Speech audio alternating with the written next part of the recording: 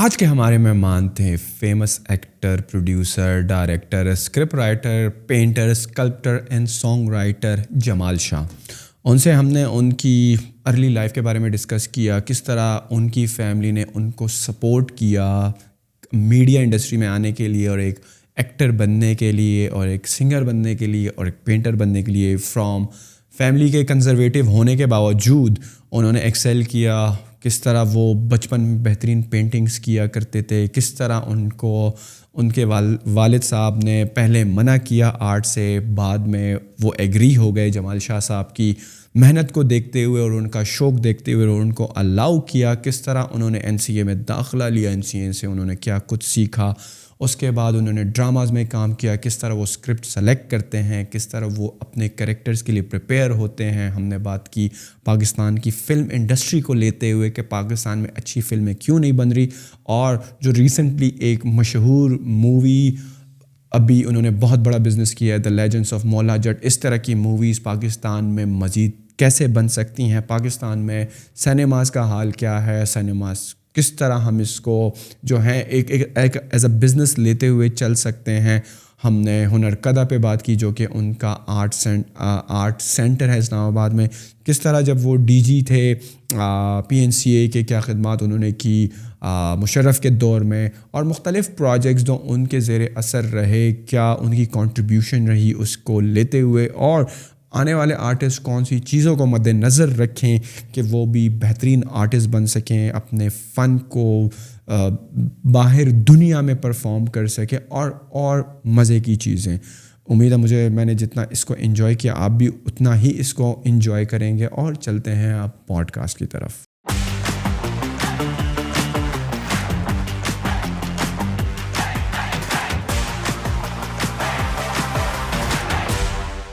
Thank you sir, thank you for coming to the podcast. آپ تو کسی تعارف کے محتاج نہیں ہیں، بٹ ایک چیز میں نے دیکھی ہے جو کہ سید فیملی سے بلانگ کرتے ہیں نا، سم ہاؤ لوگ ان کو شاہ صاحب کے لقب سے کہہ لو یا نک نیم سے کہہ لو وہ کرتے ہیں. مجھے ابھی تک ویسے یہ بات سمجھ میں نہیں آئی کہ why Shah. Is it because کہ ان کا جو سر نیم ہوتا ہے شاہ ہوتا ہے، دیٹ از وائی دیئر لوگ ان کو جنرلی شاہ صاحب کہتے ہیں. ویسے میں یہ سوچ رہا ہوں اگر جہاں پہ زیادہ سید ہوں گے تو کن کو شاہ بولیں گے آپ؟ شاہ صاحب ہاؤ وڈ یو ڈفرینشیٹ کہ کون سے شاہ صاحب سے مخاطب ہے؟ تو what is this Shah sahab culture in this family Syed look like? Well, I mean, I take it very lightly. It's just a name. اس کی جو دوسرے امپلیکیشنز ہیں اس کے بارے میں زیادہ انٹرسٹڈ نہیں ہوں، اس لیے کہ میرے والد صاحب خود ان چیزوں کے بالکل برعکس تھے. He never thought کہ سید جو ہے یا شاہ جو ہے وہ کوئی superior being ہے. He was very clear کہ بس ٹھیک ہے، ایک شجرہ ہے، ہم تک پہنچا ہے اور ہمیں یہ نام ملا ہے، دیٹس اٹ. تو ہماری طرف تو ظاہر ہے شاہ جی کم کہتے ہیں، آغا جان زیادہ کہتے ہیں، کیونکہ پشتوں میں اصطلاح یہی ہے. مطلب افغانستان ہو یا بلوچستان کا جو پشتون بیلٹ ہے، KP میں شاید آغا نہیں ہوگا، وہاں شاہ جی یا میاں یہ اصطلاح استعمال ہوتی ہے. But I never took it seriously. Sir آپ کی جو پیدا ہوئے کوئٹہ میں، تو for how long you were there and then you migrated to Islamabad and other cities? I was born in Quetta, اور ساری چائلڈہڈ وہیں گزری. بلوچستان کے ہی مختلف شہروں میں والد صاحب، my father was in police, so he would be transferred to various cities. تو ہم موسٹلی تو کوئٹہ میں رہتے تھے، کبھی کبھار ان کے ساتھ جہاں وہ تعینات ہوا کرتے تھے وہاں چلے جاتے تھے. تو I left Quetta for the first time in 1979 for Lahore. When I went how old were you? I don't know, I was young. When were you born? I was born in 1956. 56 and 79, right? So give or take, like at the age of 19? something like that. 19 or 20 اسی طرح کا ہوگا. which was a struggle for me because میں نے جب matric کیا ہے 1971 میں and I wanted to go to National College of Arts NCA, my family said no, full stop, آپ نے ڈاکٹر بننا ہے.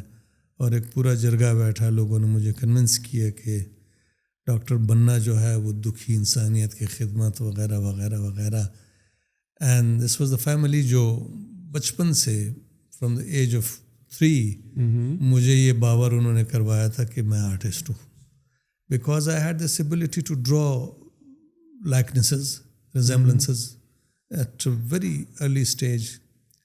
تو میرے نانا مجھے گود میں بٹھا کے کہتے تھے مجھ سے جو بڑا بھائی تھا اس کو بناؤ, گدھے پہ بٹھاؤ, یہ کرو وہ کرو. And he would of course be irritated.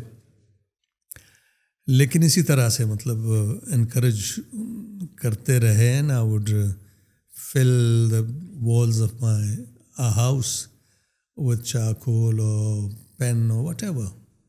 اور مجھے یاد ہے میری ماں صاف کیا کرتی تھی رات کو, but she never stopped me from attacking the walls again the next day. So یعنی اس طرح کا وہ ماحول تھا کہ everybody thought this boy is gifted.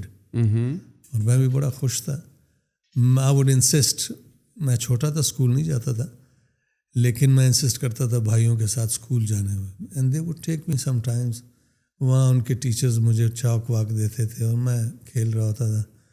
میری اسکول میں ایڈمیشن جو ہے وہ بھی ڈرائنگ کی وجہ سے ہوئی. I was younger than the age required. 5 سال کا میں نہیں تھا, تو میں بہت ضد کرتا تھا کہ میں نے اسکول جانا ہے, بڑا شوق تھا. تو ایک دن میرے بڑے بھائی لے گئے, تو ہیڈ ماسٹر نے ان کو کہا کہ ان کی عمر کیا ہے, تو ہی سیڈ 4 years something. کہتے کیسے ہم کریں؟ ہی سیڈ یہ بہت اچھی ڈرائنگ کرتا ہے. So that master tested my drawing. مجھے یاد ہے ایک ٹیچر تھے اس کلاس میں جس میں مجھے لے گئے تھے, ان کی ایک ٹانگ سے وہ معذور تھے, بیساکھی پہ چلتے تھے. تو مجھے کہنے لگے کہ ان کی تصویر بنائیں. مجھے کرسی پہ کھڑا کر کے بلیک بورڈ پہ تصویر میں نے بنائی. پتہ نہیں کیسے بنائی, بٹ ہی واز امپریسڈ اور مجھے داخلہ مل گیا. تو ایسی صورت تھی. لیکن جب میں نے میٹرک کی, اب بچپن سے لے کے میٹرک تک جس اسکول میں میں جاتا تھا وہ میرے ذمہ سارے چارٹ واٹ ہوتے تھے. And I had become a popular boy in Quetta کہ جی اس کی بڑی اچھی ڈرائنگ ہے. لوگ مجھے جانتے تھے. میٹرک کیا تو مجھے کلاس ٹیچر نے کہا, ڈرائنگ کے ہمارے آرٹ ٹیچر نے, کہ بیٹا تم جاؤ Lahore, that is the place for you. میں نے جب گھر والوں کو کہا, انہوں نے کہا نہیں, and they force me to agree کہ جی ڈاکٹر بننا ہے. FSC جب میں نے سبجیکٹس لیے تو میرا دل بالکل نہیں لگتا تھا. سو ان ری ایکشن I started learning music with few of my friends جو اسکول کے زمانے سے ہم ساتھ تھے. One of them Adnan was a very good harmonium player and he had a good voice like Nashenas at a young age. تو وہ کسی استاد سے سیکھتے تھے. میں نے انسسٹ کیا کہ مجھے بھی لے جاؤ. میں وہاں گیا تو وہ استاد اصل میں میرے والد صاحب کے دوست تھے. دوست ایسے تھے کہ میرے والد صاحب سال میں 1-2 محفلیں گھر میں کروایا کرتے تھے. تو وہ استاد جی جو تھے وہ کلاسیکل سنگر تھے, قوال بھی تھے اور بڑے اچھے انسان تھے. انہوں نے مجھے دیکھا, پہچان لیا. کیسے آئے ہو آغا صاحب؟ میں نے کہا میں سیکھنے آیا ہوں. کہتے آغا جان سے اجازت ہے؟ میں نے کہا جی ان کو میں نے نہیں بتایا. تو آپ بھی نہ بتائیں. By then I learn some music. تو ہم گئے آڈیشن دینے. آڈیشن دیا تو وہاں ایک بڑی شفیق, بڑی کائنڈ خاتون تھی, منور توفیق. انہوں نے آڈیشن لیا اور وہ بڑی خوش ہوئی. مجھے کہتی ہیں کہ نوجوانوں کا پروگرام ہے, میں چاہتی ہوں کہ یہ سارا پروگرام تم کرو. یعنی تم اپنے دوستوں کو لے آؤ جو میرے ساتھ تھے 1-2, اور کمپوز بھی خود کرو, لیرکس بھی خود. وہ پروگرام کیا اور that program was recorded, transmitted and it became very popular. وہ پروگرام میں نے گھر میں بتایا نہیں تھا کہ میں یہ کچھ کر رہا ہوں, تو بدقسمتی سے والد صاحب نے دیکھ لیا, گھر والوں نے دیکھ لیا. میں نے تو باہر دیکھا تھا. جب گھر آیا تو میری بڑی شامت, سخت غصے تھے والد صاحب کہ کیا کر رہے ہو تم, شرم نہیں آتی ہے یہ وہ. میں نے کہا جی آپ کی وجہ سے مجھے شوق چڑھا. کہتے کیا مطلب میری وجہ سے؟ میں نے کہا آپ محفلیں کرواتے تھے اور مجھے اچھا لگتا تھا. کہتے نہیں, سننے کی حد تک ٹھیک ہے, گاؤ مت, لوگ کیا کہیں گے کہ یار محمد شاہ کا بیٹا گانے گا رہا ہے, یہ مت کرو, یہ cannot be done here. پھر تھوڑے عرصہ سلسلہ چلتا رہا, مطلب میں چھپ چھپ کے پھر بھی کرتا رہا. ایک وقت آیا کہ بلوچستان بھٹو کا زمانہ تھا, اینڈ بھٹو نے رشوت کے طور پہ بلوچستان کو ڈائریکٹ DSP کی پوسٹ دی, اناؤنس کی, پتہ نہیں کتنی تھی. تو ہمارے جو دوست تھے, گینگ وہ پورا, ان کو پتہ چلا تو کہنے لگے یار چلو اپلائی کرتے ہیں. میں نے کہا ٹھیک ہے. تو ہم سب نے اپلائی کرنے کا سوچا, اور گھر آ کے والد صاحب سے پوچھا تو وہ کہنے لگے کہ وائی پولیس. میں نے کہا جی اور کیا کریں, کچھ تو کرنا ہے. کہتے نہیں مطلب کوئی وجہ تو ہوگی. میں کوئی وجہ نہیں.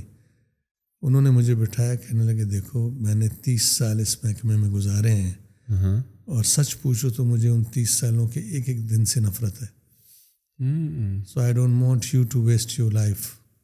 NCA جاؤ, میں تم کو روکتا رہا ہوں, لیکن یہ مت کرو. And this was coming from some one who had retired as a very prominent officer, جن کے ایک فون کال پہ مجھے آرام سے وہ مل جاتی, بالکل نوکری مل سکتی تھی. سو بڑا زبردست ڈیسیجن والد صاحب نے لیا, although لیٹ بٹ میرے لیے اچھا تھا. سو آئی وینٹ ٹو NCA. اور جب والد صاحب نے آپ کو کہا کہ بیٹا اب NCA چلے جاؤ, اور جس وقت وہ روکتے تھے, تو جس وقت انہوں نے روکنا اسٹارٹ کیا تھا اور جب فائنلی انہوں نے الاؤ کیا, تو بیچ میں کتنا عرصہ گزر گیا تھا؟ بیچ میں میرا خیال ہے کہ 3 سال گزرے تھے. تقریباً 3 سال. By then I became an anti, مطلب I had started composing, singing. اور جیسے میرے 1-2 پروگرام ہوئے سنگنگ کے, تو ڈرامے والے میرے پیچھے پڑ گئے کہ ڈرامہ کرو. آئی تھاٹ کہ میں کر ہی نہیں سکتا ہوں. I was very shy. تو بس وہ ایک دن I had to give in, drama بھی کیا. پشتو سیریل تھا ڈوے کتنا کی, and I didn't like the experience at all. اس لیے کہ میرے گھر جتنے ایکٹر تھے وہ سارے ریڈیو کے وہ ہیوی آوازوں والے تھے, وہ بولتے بھی اسی انداز سے تھے. جب کہ میں بالکل ایک, میرا شروع سے یہ تھا کہ نیچرل رہنا چاہیے. لوگوں نے تو بڑا پسند کیا, but I didn't like the experience. اس دوران NCA کے ٹیسٹ آئے. پھر اچھا, اس سے پہلے میں نے 3 بار NCA کا ٹیسٹ دیا تھا. تینوں بار میں کامیاب ہوا تھا. میری سیٹ تھی, میں نہیں جا سکا. Why? Because the family won't allow. کیونکہ وہ 3 سال ڈیورنگ دیٹ ٹائم. تو آخری بار پھر جب آیا تو مجھے کوئی روکنے والا نہیں تھا. ایونٹ دیا تو صحیح سلسلہ پھر وہاں شروع ہوا. So how was the life at NCA at that time, 1979? 1979 was the year of when Bhutto was about to, sentenced. بڑا ایک ٹرمائل والا زمانہ تھا. لیکن میرے لیے یہ کہ وہ NCA ایسی جگہ تھی, جب میں وہاں گیا تو مجھے محسوس ہوا کہ مجھے شروع سے یہی ہونا چاہیے تھا. Because it had a beautiful atmosphere, کام آرٹ وغیرہ, and we had tremendous faculty, اور جو اسٹوڈنٹ انٹریکشن تھی وہ بڑی زبردست تھی. تو میں تو بس کچھ اور سوچ بھی نہیں سکتا تھا, لگا رہا. جو میں کرنا چاہتا تھا وہ سارا کچھ اویلیبل تھا. اینڈ پھر وہ میرا میوزک بھی ساتھ چل رہا تھا. NCA میں بھی بیٹھ کے میرے ہاسٹل کے کمرے میں یا میرے اسٹوڈیو میں بھی میرا ہارمونیم پڑا ہوتا, تو ہم ایک خاص وقت کے بعد اکٹھے ہو کے گانے شروع کر دیتے تھے, فوک یا انڈین یا جو بھی گانے شانے ہوتے تھے. بڑا شغل میلہ لگا رہا. پھر کچھ عرصے کے لیے کالج بند ہوا بیکاز بھٹو واز ہینگڈ. اور اس کے بعد زمانہ ایسا تھا کہ people were politically charged, aware بھی تھے، اور ہمارے کالج میں بھی انپٹ ایسے ایسے لوگوں کا تھا جو بڑے لرنڈ تھے مختلف فیلڈس کے، and we would invite them. جب میں سیکنڈ ایئر میں تھا تو بیکاز وی ور پرومیننٹ، تو ہمیں فرسٹ ایئر کی کلاس دی گئی سیمینار کی، کہ یہ سیمینار کی کلاس آپ لوگ پڑھاؤ. ہم 2-3 تھے، ہم نے وہ کلاس شروع کی، اور بڑا زبردست ایکسپیرینس اس لحاظ سے رہا کہ ہم نے لاہور میں جتنے زبردست انٹلیکچوئلس تھے ان کو باری باری بلانا شروع کیا، ٹاکس تھی، اور جو ینگسٹرس تھے فرسٹ ایئر والے ان کے ذہن جو تھے وہ اوپن ہونے لگے. لیکن وہی ہے کہ جب سیمینار رپورٹ پہلی آئی ہمارے ہوتے ہوئے تو that seminar report was very radical by and large, کہ لوگوں نے انٹریکٹ کیا تھا لوگوں کے ساتھ بالکل کھل کے. تو بہت سارے ایشوز چاہے وہ ریلیجن کے حوالے سے ہوں یا کلچر کے حوالے سے ہوں، پالیٹکس کے حوالے سے ہوں، وہ فلٹر ان ہوئے. تو این سی ایڈمنسٹریشن الارم ہوئی کہ یار یہ کیا ہو رہا ہے، and then we were stopped. اس کے بعد کوئی اور سیمینار نہیں ہوا؟ نہیں، سیمینار کی کلاس ہم سے لے لی، کسی اور کو دے دی گئی. نہیں، وہ ٹیچر نے خود شروع کی. Teacher had offered this class to us because she was impressed کہ یہ بڑے لائق لڑکے ہیں، they can do it, they can pull it off. and we did it. مطلب اس کا بڑا زبردست اثر بھی ہوا، کیونکہ آرٹسٹ کے لیے انفارم ہونا بہت ضروری ہے.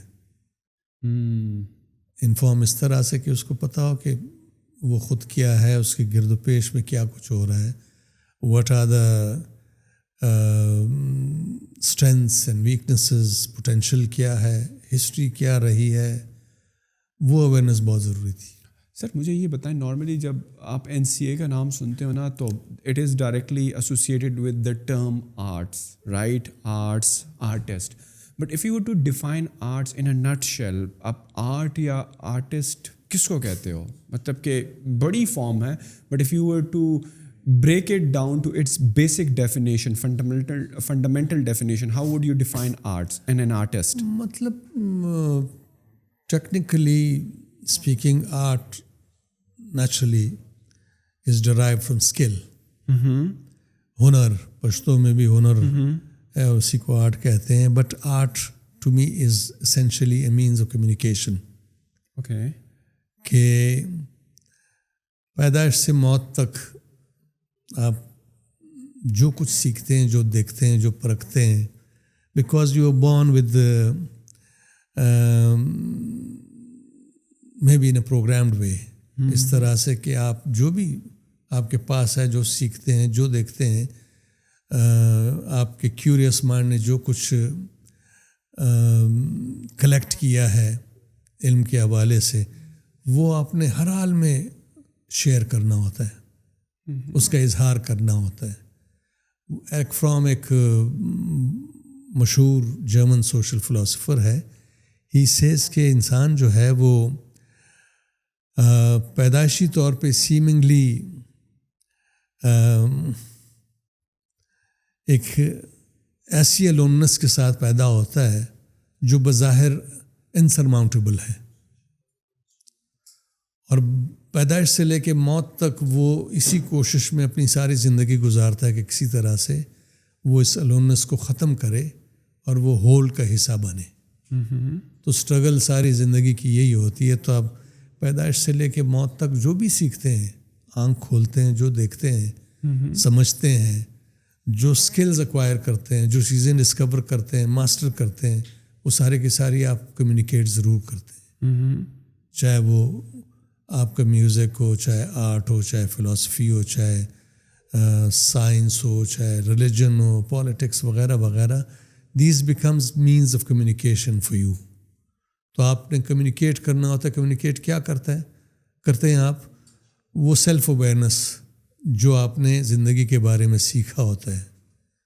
زندگی کے بارے میں آپ کیا سیکھتے ہیں؟ اگر آپ انٹیمیٹلی انفارم ہو رہے ہیں، اپنے گرد و پیش کے بارے میں تو آپ کو بہت اچھی طرح سے پتہ ہے کہ آپ کس جگہ کس زمین پہ رہ رہے ہیں، اس زمین پہ کیا کچھ گزر چکا ہے، کتنے ہزار سال پرانی اس کی ہیریٹیج کی کہانی ہے، اس کے موسم، اس کا ٹرین جو ہے، جیوگرافی وغیرہ وغیرہ کیا ہے، وہاں کیا کچھ پیدا ہوتا ہے، پودے کیا ہیں، درخت کیا ہیں، جانور کیا ہے وغیرہ، زبانیں کیا ہیں، فولکلور کیا ہے، مطلب سب کچھ. یہ چیز جو ہے وہ آپ کی آپ کا جو انڈیجنس کلچرل نیریٹو ہے وہ آپ کو فیڈ کر رہا ہوتا ہے، آپ کو سکھا رہا ہوتا ہے. اور جب آپ اویئر ہو جاتے ہیں تو وہ باچا خان کہتے ہیں پو ہرونا دا، کہ اویئرنیس جو ہے وہ روشنی ہے. And it is true. اس لیے کہ جب آپ اویئر ہو جاتے ہیں، آپ کو اویئرنیس کی وجہ سے کلیئرٹی ملتی ہے، تو then you become brave. You stop being stingy, you stop being insecure. اور جب آپ بریو ہوتے ہیں تو آپ شیئرنگ پہ بلیو کرتے ہیں. شیئرنگ پہ بلیو کرتے ہیں تو پھر آپ ایک کنٹریبیوٹر بن جاتے ہیں، پروڈکٹیو انسان بن جاتے ہیں، رادر دین ایک انسیکیور انسان کے جو ہوڈنگ پرسنالٹی کے ساتھ چیزیں جمع کرتا رہتا ہے، اپنی انسیکیورٹی کو ختم کرنے کے لیے قلعے بناتا رہتا ہے اپنے گرد، اپنے آپ کو پوائنٹڈ کر دیتا ہے، اس قابل نہیں ہوتا کہ وہ کمیونیکیٹ کر سکے. تو آپ کو علم جو ہے یا اویئرنیس ایک زیادہ بہتر طور پہ سوچنے سمجھنے والا انسان بنا دیتی ہے. کہ جس اس حساب سے تو پھر آپ کو نہیں لگتا کہ ہم سب ہی آرٹسٹ ہیں؟ ایبسلیوٹلی. ہر انسان آرٹسٹ ہے، اس لیے کہ ہر انسان اسی سیمنگلی نہ ختم ہونے والے اکیلے پن یا الوننس کے ساتھ، ایلینیشن کے ساتھ پیدا ہوتا ہے. وہ ہی فیلز ایلینیٹڈ. تو جب آپ اس ایلینیشن کو اوور کم کرتے ہیں، اویئر ہو جاتے ہیں، تو آپ جنرسلی جو کچھ آپ کے پاس ہوتا ہے ان ٹرمز آف علم یا اسکل یا رتبہ یا دولت وغیرہ وغیرہ جو بھی ہے، وہ آپ شیئر کرنا شروع کر دیتے ہیں. اور آپ الٹیمیٹلی کیا ہوتا ہے کہ آپ ایک انفارمڈ ڈیسیجن میکر بن جاتے ہیں. جب آپ انفارمڈ ڈیسیجن میکر بنتے ہیں تو you end up becoming an agent of change. اس طرح سے آپ پھر اپنے ارد گرد جو ہے گرد و پیش کو چینج کرتے رہتے ہیں، اپنی زمین کو، اپنے علاقے کو زیادہ بہتر طور پہ رہنے کی قابل جگہ بناتے ہیں. اور چاہے آپ پولیٹیشین بنیں، چاہے آپ استاد بنیں، چاہے مالی بنیں، چاہے چوکیدار بنیں، چاہے دکاندار بنیں یا جو بھی بنیں، آپ کا رویہ زندگی کے بارے میں پازیٹیو ہوگا، آپ کنٹریبیوٹر ہوں گے. تو that is what art to me is. مطلب مجھے تھوڑی بہت سمجھ ان لوگوں کو پڑھ کے یہی آئی کہ آرٹ جو ہے وہ کسی خاص ڈسپلن تک محدود نہیں ہے. ہر وہ بندہ جو زندگی کو خوبصورت بنانا چاہے ایز این آرٹسٹ، چاہے وہ مالی ہے، چاہے وہ فوجی ہے، چاہے پولیس والا ہے، چاہے ٹیچر ہے یا جو بھی ہے. سو آرٹ پھر کموڈیٹی نہیں رہتا ہے، وہ ایک ذریعہ بن جاتا ہے، ایک وے آف لائف بن جاتا ہے. اور آپ کا الٹیمیٹ گول یہ ہوتا ہے کہ آپ کی ایگزسٹنس جو ہے وہ اسٹیٹک ہو جائے. بٹ دین اگر آپ آج کل کی ڈیفینیشن اٹھا لینا، بیکاز آرٹ کو جو بندہ ایگزیکیوٹ کرتا ہے that is called artist. Obviously جب آپ آج کل کے دور میں آرٹسٹ کا نام سنتے ہو نا تو who comes to your mind? A painter, a sculptor, a composer, a writer, a actor. So people from a particular industry pop up in your mind. So then پھر ہم لوگ ان کو ہی صرف آرٹسٹ کیوں بولتے ہیں؟ Why we are not comfortable by saying کہ یار ہم ہر ایک میں ایک آرٹسٹ چھپا ہوا ہے؟ سلسلہ یہ ہے کہ وہ تو کلاسیفیکیشن ہو گئی ہے نا. آپ یہ سمجھے کہ آپ نے سمپلیفائی کر دیا rather than going into intricate details of explaining. وہ سمپل وہ ہے کہ یار یہ پاکٹس میں جیسے اسٹیریوٹائپس بنتے ہیں، پاکٹس میں آپ نے چیزیں رکھ دی، یہ آرٹسٹ فلانا، یہ ٹھیک ہے، nothing wrong with that also. ان میں سے بہت سارے لوگ جو ہیں وہ they are able to go beyond that. لیکن حقیقت یہ ہے کہ ہر انسان آرٹسٹ ہے. سو art is not limited to the ability of drawing straight lines, But یا perfect curved lines وغیرہ وغیرہ یا likenesses وغیرہ. It goes beyond that. یہ وہ اصل میں زندگی کا ایسنس جو ہے وہ آپ آرٹ کے ذریعے سمجھ پاتے ہیں, سیکھ پاتے ہیں اور اس کو پھر ریفلیکٹ بھی کرتے ہیں. میرے خیال میں یہ ساری چیزیں انڈرسٹینڈ کرنے کے لیے نا سیلف اویئرنیس اور آپ کا ایک رائٹ مینٹور ہونا کہ یہ چیزیں وہ آپ میں سم ہاؤ دیکھے, تلاش کرے اور اس کو فردر پالش کرے. So how you feel like how. میرا خیال ہے کہ سیلف اویئرنیس جو ہے وہ سب سے امپورٹنٹ چیز ہے. میں ذاتی طور پہ سمجھتا ہوں کہ آپ کسی کو سکھا نہیں سکتے self awareness unless and until وہاں ایک ریسیپٹیو کیوریس مائنڈ نہ ہو ڈیفینیٹلی جو ایفرٹ کرنا چاہے. ڈیفینیٹلی. تو باٹم لائن یہی ہے کہ سیلف اویئرنیس کیسے آئے گی؟ آپ کی ایفرٹ سے آئے گی. ٹھیک ہے, کنڈیوسیو ماحول جو ہے وہ آپ کے سفر کو ذرا آسان کر دیتا ہے. مینٹورنگ بھی بہت ضروری ہے, لیکن اس سب سے زیادہ یہ ضروری ہے کہ آپ موٹیویٹڈ ہوں, آپ میں اسپارک ہو, آپ جاننا چاہیں, آپ کا مائنڈ جو ہے وہ کیوریس ہو, ریزننگ مائنڈ ہو, آپ نے اپنے ساتھ تعلق جو ہے وہ ایک کرٹیکل انگیجمنٹ والا کیا ہوتا ہے. اس لیے کہ جو انٹیمیٹ انفارمیشن آپ لیتے ہیں that is gauged by creative and critical faculties. ٹھیک ہے نا, آپ کرٹیکلی اس انفارمیشن کو دیکھتے ہیں, اس میں صحیح کیا ہے, غلط کیا ہے, کریٹیولی دیکھتے ہیں تو اس میں اور ڈائمینشنز آتے ہیں.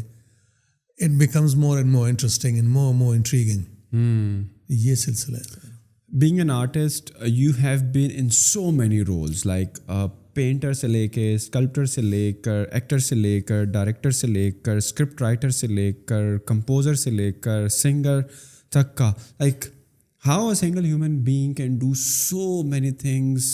آئی would say at one single time آپ مختلف چیزوں میں انوالو رہے ہیں یا اپنی زندگی کے مختلف ٹائم میں آپ نے ایکٹنگ پر فوکس کیا اینڈ ایٹ دیٹ ٹائم آپ صرف ایکٹنگ ہی کر رہے تھے and now is the time for script writing اور آپ اسکرپٹ رائٹنگ کے علاوہ کچھ نہیں کر رہے تھے. Same goes for singing and painting. یا یہ سارے جو ہے پیرالل میں آپ کے یہ سارے جو سمجھ لیں کہ اسکل سیٹس ہیں, جو آپ کے انٹرسٹ ہیں, جو آپ کے شوق ہیں اور ذوق ہیں, یہ ساتھ پیرالل چل رہے تھے یا ڈفرینٹ اسٹیجز میں چل رہے تھے؟ میرا خیال ہے میرے ساتھ سرکمسٹانسز نے شاید مجھے اس طرف راغب کیا, بینگ فرام کوئٹہ جہاں مواقع نہیں تھے زیادہ, بہت کم پلیٹ فارمز تھے, بہت کم موقع تھے, تو آپ کا دل کرتا تھا کہ آپ کے شہر میں بہت کچھ ہو, میوزک بھی ہو, آرٹ بھی ہو, تھیٹر بھی ہو, فلم بھی ہو, وغیرہ وغیرہ. تو پھر دوسری بات یہ کہ یہ ساری چیزیں انٹر ریلیٹڈ ہیں, چاہے ایکٹنگ ہو, چاہے رائٹنگ ہو, چاہے ڈانس ہو, چاہے میوزک ہو, چاہے بہت سارے ایکٹر جو ہے وہ گانا نہیں گا سکتے, بہت سارے ایکٹر جو ہے وہ ڈانس بھی نہیں کرتے. گانا ایک ایسی چیز ہے کہ جب تک آپ کو نیچر نے صحیح ووکل کارڈز نہ دیے ہوں یا وہ ڈسینڈنگ مائنڈ نہ دیا ہو کہ جی نوٹ کی انٹینسٹی کیا ہے, سر کیا ہے, تو آپ ظاہر نہیں گا سکتے ہیں. اس لیے کہ وہ ایبلٹی تو نیچر نے آپ کو دی ہوئی ہے, وہ آپ پیدا نہیں کر سکتے. ہزار آپ محنت کریں, may be you can not become a singer but you can become a musician. Yes, ٹھیک ہے نا, آپ میوزیشین تو بن سکتے ہیں, آپ کمپوزر تو بن سکتے ہیں, آپ میوزک لکھ تو سکتے ہیں. اسی طرح ایکٹنگ جو ہے وہ اتنا مشکل کام تو ہے نہیں. مطلب مے بی جو کنڈیشن قسم کی ایکٹنگ ہے, بگ ایکٹنگ, وہ شاید مشکل ہو لوگوں کے لیے, لیکن if you are able to remain natural تو پھر ایکٹنگ تو مطلب وہ ایکسٹینشن ہے نا آپ کی ذات کی, کہ آپ کو ایک کیریکٹر ملا, آپ نے اس کو اسٹڈی کیا, سمجھا اس کی ڈیٹیلز کہ یار اس کے کیا کیا اسٹریمز ہو سکتے ہیں, جس نے اس کو یہ کیریکٹر بنایا. دین یو اسٹارٹ ریسرچنگ, تو آپ کوشش کرتے ہیں کہ وہ چیزیں آپ کے اندر آ جائیں. And without becoming a chameleon you can still do a convincing job as an actor.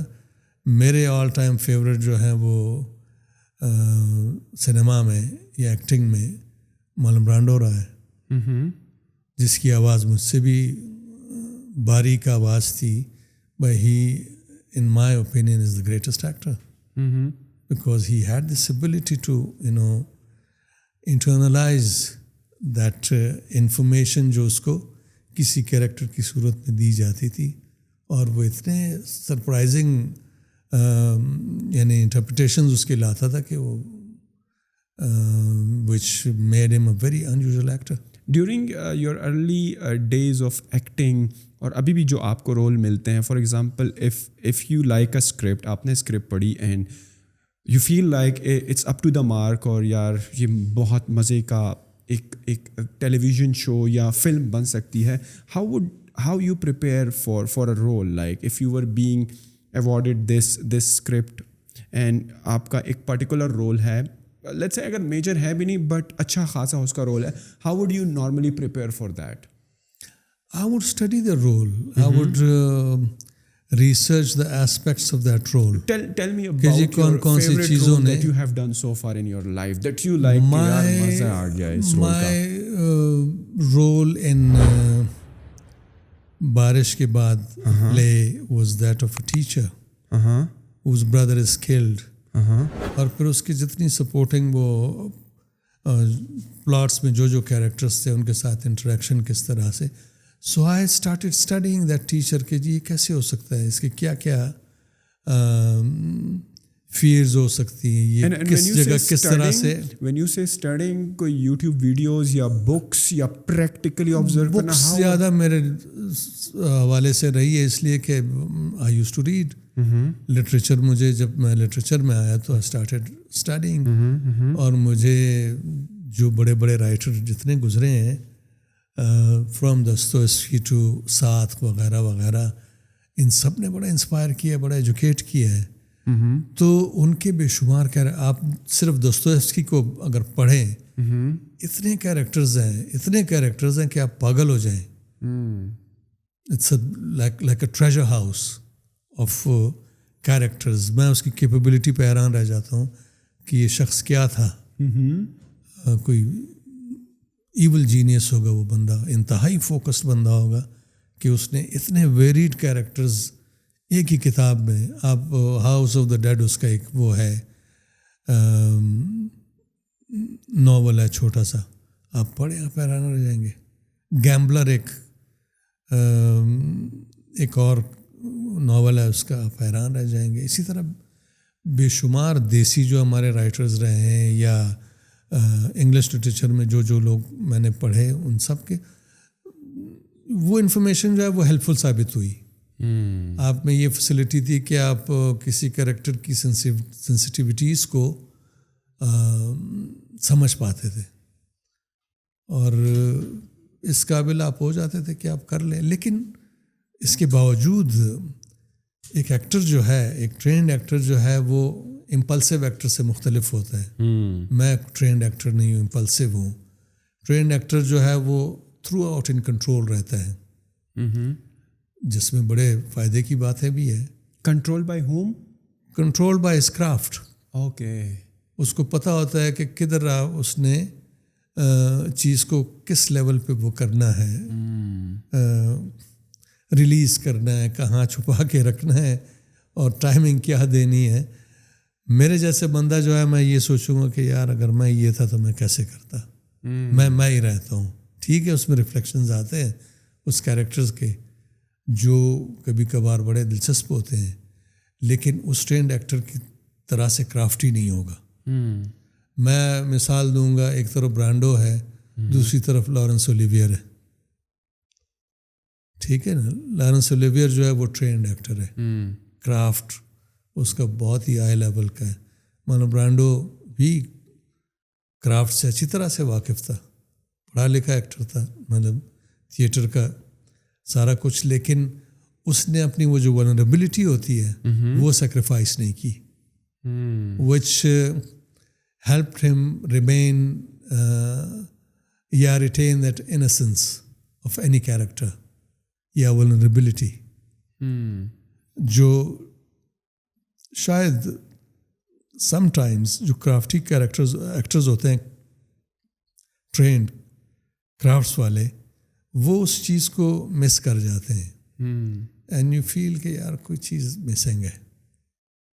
When you say trained, it means that they have properly studied film, properly acting. Studied theatre ماں ہے نا. خاص طور پہ British یا western actors جتنے ہیں They properly study it. جنہوں نے پراپرلی تھیٹر اسٹڈی کیا ہے, ہسٹری وغیرہ وغیرہ, ڈفرینٹ اسکولز, دے نو کہ کس اسکول میں کس طرح سے آپ نے اپنے آپ کو انفولڈ کرنا ہے.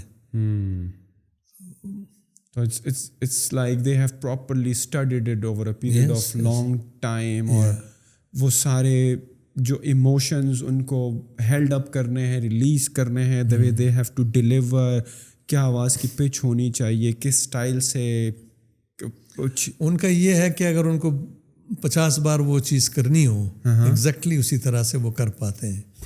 امپلسو ایکٹر نہیں کر سکتا. They cannot do the same thing again and again. Every time کچھ چینج آ جاتا ہوگا, ویریشن سلائٹ, جو پرہیپس زیادہ انٹرسٹنگ ہو جاتا ہے.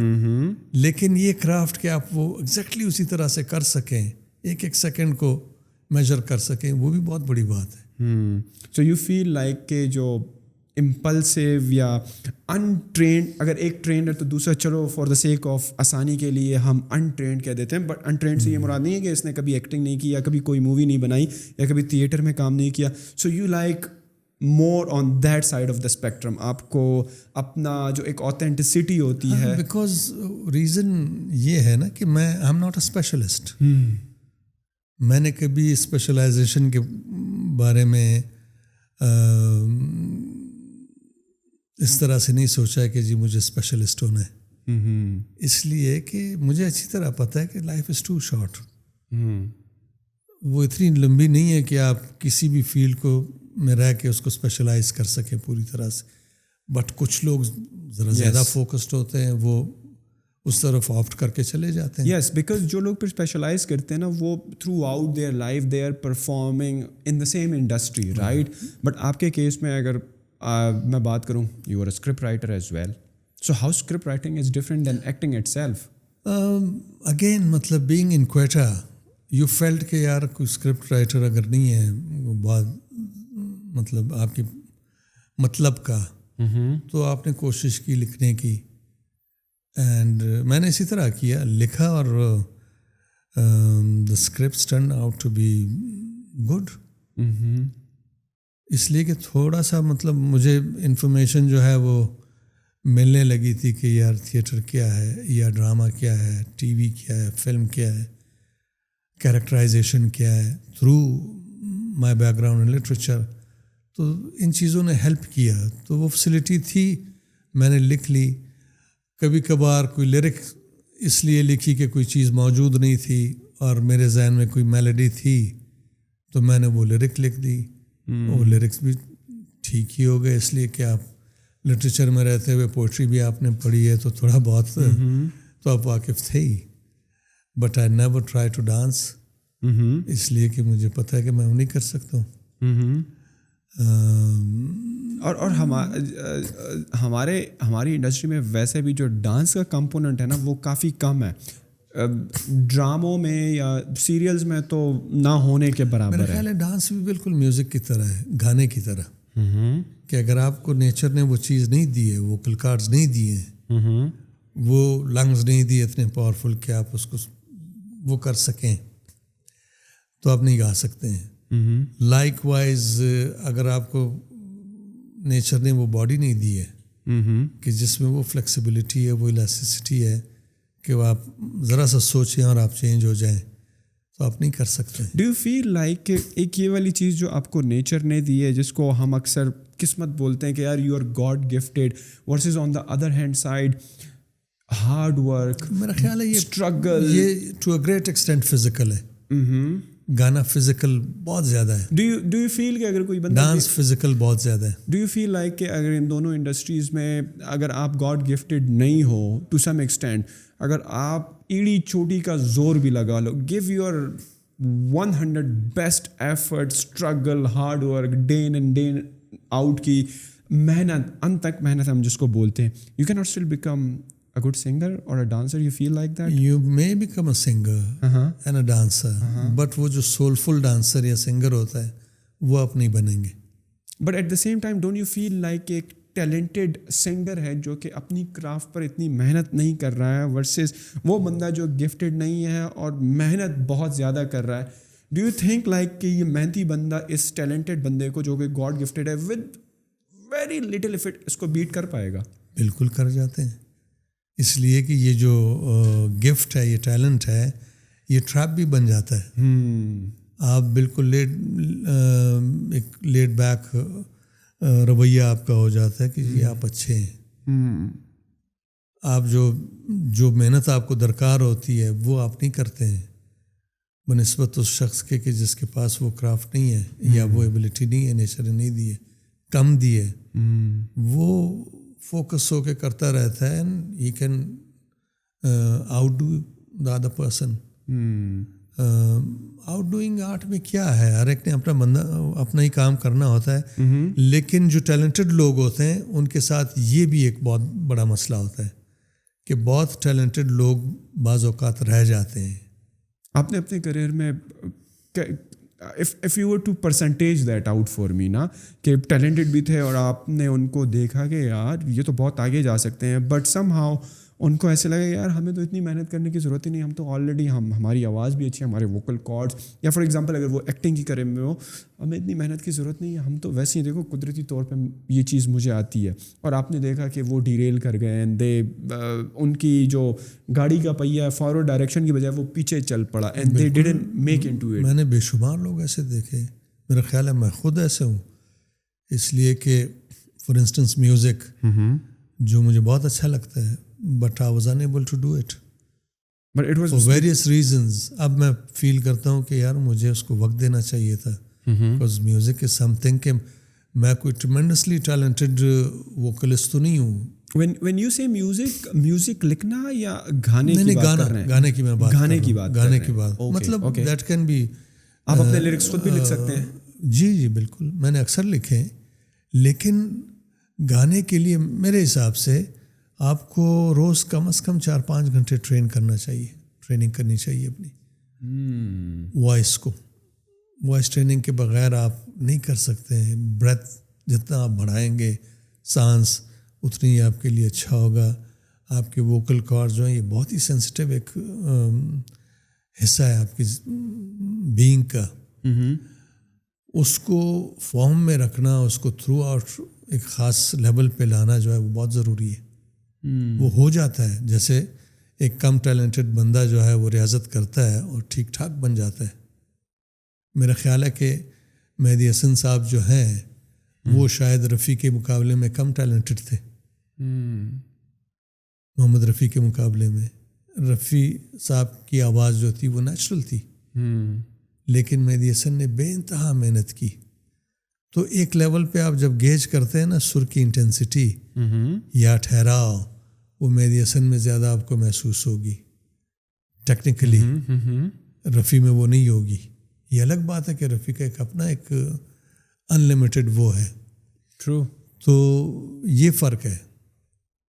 आपको क्या लगता है कि जो आप अपने इस दिल के करीब जो आपका सिंगिंग करियर कह लें, शौक़ कह लें, जिसकी वजह से आपको लगता है कि आप उस तरह से एक्सेल नहीं कर पाए, बिकॉज नाउ यू से कि यार मुझे लगता है कि मुझे ज़्यादा मेहनत करनी चाहिए थी, या मुझे लगता है कि यार असल में मेरा शौक़ तो यही था. What were some of the reason जिसकी वजह से मैं ये नहीं कह सकता हूँ कि असल मेरा शौक़ ये था. असल में तो मेरा फोटे विजुअल आर्ट्स था, ड्राइंग, पेंटिंग, स्कल्पचर वगैरह, and that comes very easily to me. मुझे एफर्ट की ज़रूरत नहीं करनी पड़ती है. म्यूज़िक में एफ़र्ट, एक्टिंग में भी एफ़र्ट करनी पड़ती है, राइटिंग में भी करनी पड़ती है. लेकिन ये है कि music as I said is more challenging.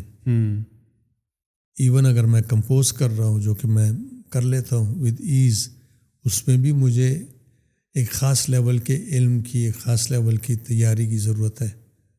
अगर मैंने वक्त गुजारा होता, ये जो लय और ताल है ना, आप एक तो सुर हुआ, नोट हुआ, दूसरा आपका रिदम हुआ. Rhythm is mathematics. ٹوٹل. اس میں آپ کو تیار رہنا پڑتا ہے, تیاری کرنی پڑتی ہے, اس کی سمجھ بوجھ بہت ضروری ہے. کمپوزیشن میں وہ سب سے بڑا چیلنج ہوتا ہے آپ کے لیے, اس لیے کہ آپ نے کسی بھی تھاٹ کو جو ان رائٹنگ ہوتا ہے لیرکس کی فارم میں, آپ نے سروں میں بدلنا ہے اور پھر ایک خاص قسم کے پیٹرن میں, ردم پیٹرن میں آپ نے اس کو پرونا ہے, رینڈر کرنا ہے. نارملی جب آپ سنگنگ کی بات کرتے ہو تو کون سی چیز پہلے آتی ہے؟ If you were to prepare a song نا, تو اس کا جو میوزک ہوگا وہ آپ پہلے ریڈی کریں گے, یا پہلے you would start writing thinking کہ کیا میں لکھوں, اس کے بعد اس کا میوزک والا کمپوننٹ ہوگا, یا how does it play out? عام طور پہ ہمارا جو سلسلہ ہے اس میں تو آپ کے پاس لیرک کوئی سامنے آ سکتی ہے, آتی ہے, اور اس لیرک کو آپ نے کمپوز کرنا ہوتا ہے. تو اس میں تھاٹ دیکھتے ہیں اور اس میں سوٹیبل آپ کے ذہن کے مطابق اسکیل کیا ہے, نوٹس کیا ہے, ردم پیٹرن کیا ہو سکتا ہے, وہ آپ کر لیتے ہیں. بعض اوقات آپ کے ذہن میں کوئی میلڈی آتی ہے, آپ کمپوز کر لیتے ہیں وداؤٹ اینی ورڈز, اور اس پہ آپ لکھ لیتے ہیں. مطلب ہماری اصطلاح میں میوزک رائٹنگ جو ہے وہ دو ہے. ایک تو میوزک پورے کا پورا کمپوز کر کے بنیادی کمپوزیشن اور پھر اس کے ساتھ جتنے پیسز وغیرہ ہیں وہ ہے. دوسرا لیرک لکھنا. ویسٹرن اس میں ضروری نہیں ہے کہ آپ سانگ رائٹر بھی ہوں, but you write music, because وہاں لکھنے کا ویسے بھی وہ ہے, you write your music. We don't write our music normally, by heart سارا سیکھنے کا سلسلہ ہے. لیکن یہ ہے کہ ظاہر ہے آپ کو, چاہے آپ کچھ کسی بھی ٹریڈیشن میں کام کر رہے ہو, کسی بھی جانرے میں کر رہے ہو, تیاری بہت ضروری ہے کہ آپ کے پاس وہ ریکوائرڈ علم ہو, وہ ریکوائرڈ اسکل ہو, اور پھر آپ جی بھر کے کریں. وٹ کائنڈ آف, آپ کو پرسنلی کس قسم کا میوزک پروڈیوس کرنے اچھا لگتا ہے کہ آپ کو؟ میری ٹریننگ تو تھوڑی سی کلاسیکل میں ہوئی تھی, لیکن مجھے ذاتی طور پہ فوک اور لائٹ جو ہے, پھر ہم بچپن سے ہم جو بڑے ہوئے ہیں وہ فلم میوزک پہ بڑے ہوئے ہیں, وہ بھی انڈین, وہ سنتے رہے, یا پھر پشتو کے حوالے سے یا فارسی کے حوالے سے افغانستان کا جو سلسلہ ہے. اگین افغانستان کے بھی میوزک انڈین میوزک سے خاصا انسپائرڈ ہے. تو مجھے ذاتی طور پہ لائٹ, ذرا سا کلاسیکل کی طرف ٹلٹ, اور فوک, یہ مجھے پسند ہے. آپ نے 3-4 جانراز کا بتایا نا, کلاسک, لائٹ, ان میں بنیادی فرق ویسے کیا ہوتا ہے؟ پچ کا, تیز گانا ہوتا ہے آج کل تو اتنے نہیں, تیز تو کچھ بھی ہو سکتا ہے نا. کلاسیکل اب کلاسک ہے, فوک ہے, کلاسک اتنا تیز ہو سکتا ہے کہ وہ کنٹمپریری اس تک پہنچ بھی نہیں سکتا ہے. What is the fundamental difference between all of these جانراز؟ Like classic کو آپ کس طرح ڈفرینشیٹ کریں گے فوک سے ورسز؟ کلاسک جو ہے وہ اسینشلی سارا کا سارا بیس کرتا ہے وہ جو مستند اسکیلز ہیں آپ کے, ٹھاٹ, ان ٹھاٹوں کی کا نالج اور اس کی یاداشت, اور پھر کن کن تالوں میں وہ ٹھاٹ جو ہے کمپوز ہوئے ہیں, ان ٹھاٹ کی ساری سمجھ, اس کی پھر لیئرز ہیں. آپ جو ہے وہ بالکل ٹھا, یعنی بالکل بیٹھی ہوئی لے سے لے کے دھرپد جس کو کہتے ہیں, کہ وہ پرانے زمانے میں کوئی گھنٹوں تک گویا گا رہا ہوتا تھا. نو ورڈز, نتھنگ, یا ویری لٹل ورڈز. بعد میں خیال آیا, خیال میں پوئٹری آئی, وہ پوئٹری بھی اتنی ایلابریٹ نہیں تھی جو پھر غزل میں آئی, ٹھیک ہے نا, غزل میں, پھر گیت میں, یا پھر قوالی شوالی جو بھی تھے. کلاسیکل میں بھی وہ منازل طے کرتے رہے. کلاسیکل کے بھی درجے ہیں. آپ جب آپ ٹھا دھنی کی طرف آتے ہیں تو بہت زیادہ تیز ہو جاتا ہے اس میں تانے اور پلٹے. تانے یعنی آواز کی وہ جو ویریشن ہے نوٹس کے مطابق, اور پلٹے جو ہیں وہ نوٹوں کے نام, سارے گا ما پا دے نی سا, وہ بہت انٹریکٹ ہوتے ہیں, بہت ہی انٹریکٹ, اس لیے کہ یعنی اسکیلز بے شمار ہیں, ہر اسکیل میں بے شمار کمپوزیشنز ہیں. پھر ان سارے اسکیلس کو ایک دوسرے سے ڈفرینشیٹ کرنا, یاد رکھنا, ان سب کے تانے پلٹے ترانے وغیرہ, یہ ساری چیزیں, یہ بہت بڑا کام ہے. You have to spend a lot of time. جب آپ کی وہ ٹریننگ ہو تو پھر آپ کے لیے غزل گانا, کافی گانا, گیت گانا یہ آسان ہو جاتا ہے. کنٹمپریری جانرس تو بہت زیادہ آسان ہو جاتا ہے, کوئی مسئلہ ہی نہیں. آپ کے پرسنل بنیادی طور پہ ٹریننگ کی بات ہے. آپ کے پرسنل فیوریٹس کون سے تھے یا ہیں ابھی بھی جن کو آپ سنتے ہیں, مطلب سنگرس؟ یس. آپ اگر عرب ورلڈ کا وہ دیکھیں تو ام کلثوم کو جب میں سنتا ہوں تو میں سمجھتا ہوں کہ وہ الٹیمیٹ ہے. اس سے اوپر کوئی سنگر ہے ہی نہیں, because she is so rich, سو فل. اس کی آواز جو ایسے لگتا ہے جیسے پتہ نہیں بہت سارے ساز یونیزن میں گا رہے ہوں, اتنی رچ آواز. جب ہم اس طرف آتے ہیں تو کلاسیکل میں بھی بہت سارے بڑے, غلام علی خان ہوئے, سلامت علی خان صاحب, ہمارے یہ جن کا میں نے نام لیا ہے, رفیع, مکیش, ہیمنت کمار. ہیمنت کمار مجھے اس لیے پسند ہے کہ اس کی جو میلڈیز ہیں وہ بڑی مزے کی ہیں, اور مجھے ذرا اس کے گانے میں آسانی ہوتی ہے. تو منڈے جیسے لوگ, پھر یہ مہدی حسن صاحب ہوئے, اور طفیل نیازی یہاں کے ایک بہت بڑے سنگر گزرے ہیں, ناشناس ہوئے, احمد ولی ہوئے, یہ سارے کے سارے. آپ کا اس فن کے ساتھ جو تعلق ہے اور جس میں آپ کو اتنے سنگرز پسند ہیں اور اتنا آپ پیشنیٹ ہیں, اور آپ کو لگتا ہے کہ یہ ایک ایسا ایسپیکٹ تھا آپ کی لائف کا جہاں پہ آپ نے تھوڑا کم دیا. آن دا ادر ہینڈ سائڈ آپ نے پینٹنگ, ڈرائنگز, اسکلپٹرز کی طرف اگر ہم آئے, اسکلپچر کی طرف, تو you have spend a lot of time into that. تو وہ والی سائڈ جو آپ کی پرسنالٹی کی ہے اس کے بارے میں تھوڑا سا بتائیں. وہ تو بچپن سے ہی وہ چیزیں ایسے تھا جیسے میرے وجود کا حصہ ہو. اس وجہ سے مجھے ایک ایفرٹلیسنس محسوس ہوتی ہے اس میں جب میں اسکلپچر کر رہا ہوتا ہوں یا ڈرا کر رہا ہوتا ہوں یا پینٹ کر رہا ہوتا ہوں تو چیلنجز ذرا کم ہوتے ہیں, اور اس میں میں بہت ایزیلی چیزوں کو ٹرانسفارم کرنے کے قابل ہوتا ہوں. اور یعنی میوزک کے مقابلے میں وہاں چیلنجز کم ہوتے ہیں. لیکن یہ ہے کہ جو مزہ مجھے میوزک کرتے ہوئے آیا ہے وہ بہت ساری چیزوں میں نہیں آیا, ایون اسکلپچر اور پینٹنگ میں بھی نہیں آیا. اس کی میں سوچتا رہا ہوں, اس کی بنیادی وجہ یہ ہے کہ یہ جتنے بھی آرٹ فارمز ہیں اس میں دو چیزیں بڑی امپورٹنٹ ہوتی ہیں, فارم اینڈ کانٹینٹ. ٹھیک ہے نا. اب چاہے آپ پینٹ کر رہے ہوں, اسکلپٹ کر رہے ہوں, لکھ رہے ہوں, کوئی آرکیٹیکچرل ڈیزائن وغیرہ ہو, فارم اور کانٹینٹ کی یونٹی جو ہے لانا ذرا سا چیلنجنگ ہوتا ہے. لیکن جب آپ میوزک کرتے ہیں تو آپ کو یہ نہیں پتہ چلتا ہے کہ فارم کون سا ہے, کانٹینٹ کون سا ہے. وہ اوور لیپ ہوتا ہے اور ایک دوسرے میں گھس جاتا ہے. اس وجہ سے میوزک کی جو اپیل ہے, ٹرانسمیٹنگ ویلیو ہے, وہ دوسری تمام چیزوں سے بہت زیادہ ہے. آپ پاکستانی ہوں گے, مسلمان ہوں گے, سب کچھ ہوں گے, لیکن لتا کی آواز کو آپ ریزسٹ نہیں کر سکتے. یس, دیٹ از سو ٹرو. ٹھیک ہے نا. وہ نہیں کہ بھینس کے آگے بین وغیرہ, یہ اصل میں میوزک کا وہ اثر ہے جس سے مولوی ڈرتا ہے. جس سے میری مزے کی بات یہ ہے کہ ایک بار ایک ریلیجس اسکالر آئے تھے انرکدہ, ایک ایگزیبیشن تھی کیلیگرافی کی. ریلیجس اسکالر جو ہے وہ بہت بڑی پولیٹیکل پارٹی کے ایڈیولوگ تھے. پروفیسر خورشید ان کا نام.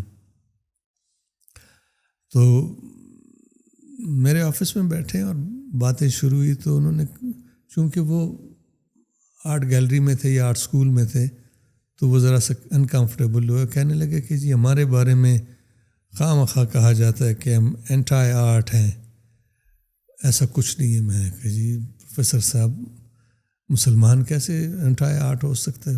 ان کے کان کھڑے ہوئے, کیا مطلب؟ میں نے کہا جی رسول اللہ صلی اللہ علیہ وسلم کی تعلیمات پہ اگر آپ غور کریں تو انہوں نے ہر جگہ میانہ روی کی بات کی ہے, بیلنس کی بات کی ہے. اور آرٹ جو ہے وہ it is all about balance. اور بیلنس جو ہے وہ آرٹ کا سب سے بڑا پرنسپل ہے.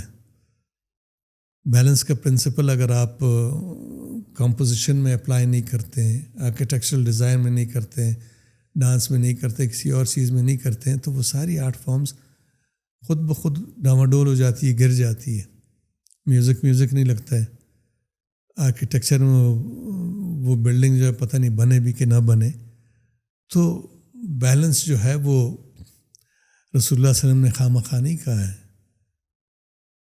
تو جس مذہب میں جس کی بنیادی جمالیات ہے اور بیلنس ہے, تو وہ کیسے آرٹ کے خلاف ہو سکتا ہے؟ پھر میں نے ان سے کہا کہ جیسے مجھے یہ بتائیں کہ رسول اللہ صلی اللہ علیہ وسلم نے جب اذان کی ضرورت تھی تو وہ کن سے کروائی تھی؟ تو کہنے لگے حضرت بلال. میں نے کہا کیوں؟ کہتے ہیں وہ خوشلان تھے. میں نے کہا نہیں پروفیسر صاحب, صرف خوشلان نہیں تھے, خوشلان تو ہر عربی ہوتا ہے. وہ یقیناً اس وسینٹی میں اس زمانے میں بیسٹ میوزیکل مائنڈ رکھتے ہوں گے, تو رسول نے ان کا انتخاب کیا بیکاز ہی واز کانفیڈنٹ کہ بلال جو کمپوز کرے گا وہ بڑی مستند چیز ہوگی, بڑی اپیلنگ ہوگی. So he was given the task. اور بلال نے جب کمپوز کیا تو وہ باقاعدہ ایک اسکیل میں, مستند اسکیل, میوزیکل اسکیل, جس طرح سے وہ کمپوز ہوئی ہے وہ امیزنگ کمپوزیشن ہے.